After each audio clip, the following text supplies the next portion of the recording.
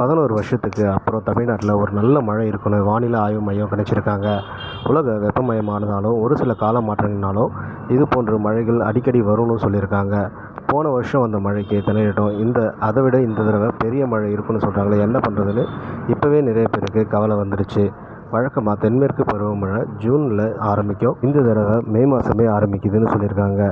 வழக்கமாக முடிகிறத விட இந்த தடவை தாமதமாகும். ஒரு பெரிய மழை வர்றதுக்கு அதிகமான வாய்ப்புகள் இருக்கும் அப்படின்னு சொல்லியிருக்காங்க. முடிஞ்சிட்டோம், எல்லோருமே இப்போ இருந்து ரெடியாக இருக்கிறது தான் நல்லது அப்படின்னும் சொல்லியிருக்காங்க.